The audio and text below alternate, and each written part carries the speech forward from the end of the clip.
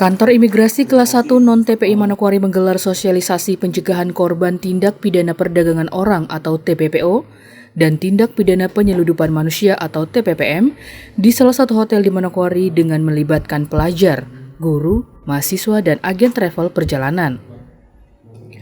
Kepala Kantor Imigrasi Kelas 1 Non-TPI Manokwari dalam sambutan tertulis yang dibacakan Kabid Perizinan dan Informasi Keimigrasian Kantor Imigrasi Kelas 1 Non-TPI Manokwari, Lexi Aldrian Mangindaan mengatakan, salah satu tantangan dan permasalahan utama dalam pemberantasan TPPO adalah mengefektifkan upaya pencegahan dan penanganan TPPO.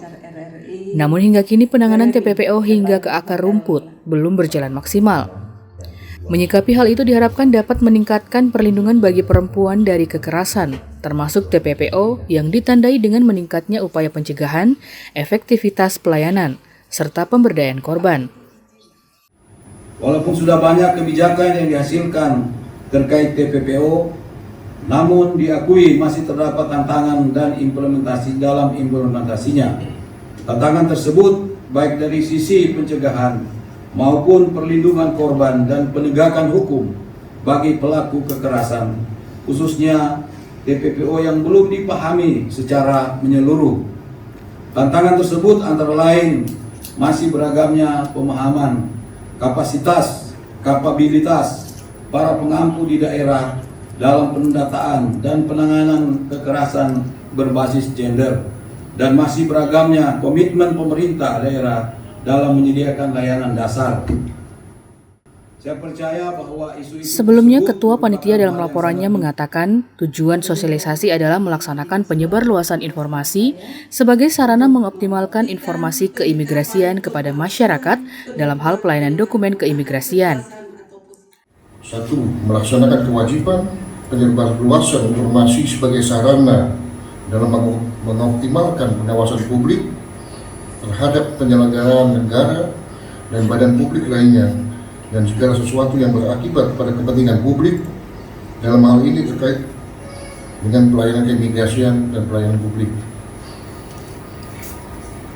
B. Masyarakat mengetahui serta memahami peraturan imigrasi yang terbaru sehingga membantu dalam hal melancarkan tugas keimigrasian dalam hal memberikan pelayanan dokumen keimigrasian.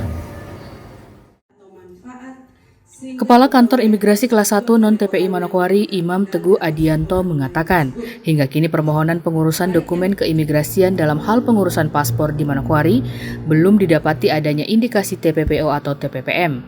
Pihaknya selalu menegaskan dalam wawancara pemohon untuk memberikan keterangan sesungguhnya tentang tujuan pembuatan izin paspor pemohon.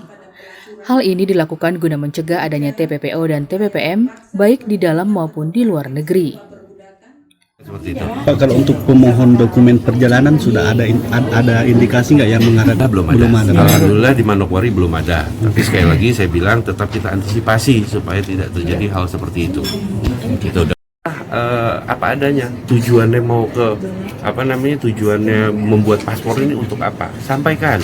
Tadi saya sampaikan juga untuk semisal beasiswa ya. Beasiswa kita juga akan lihat. Ini beasiswanya kredibel atau tidak. Kalau tidak kredibel, walaupun sekarang contoh lagi, kita kan peraturan Dirjen Imigrasi yang baru, surat edaran sudah tidak memerlukan rekomendasi lagi dari Biro Perjalanan, Biro Umroh, Disnaker gitu. Tapi jangan heran kalau kami menemui kecurigaan, kami akan tanyakan itu. Tetap akan kami tanyakan, walaupun itu sudah tidak diperlukan. Itu gunanya apa? Antisipasi.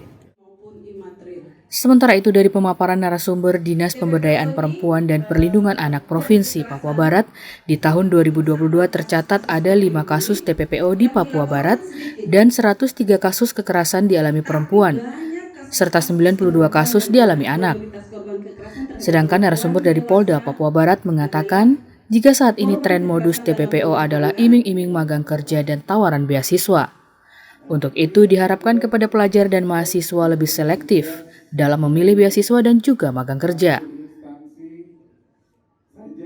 Tim Liputan mengabarkan. Pengangkutan, penampungan, pengiriman, pemindahan atau penerimaan seseorang dengan ancaman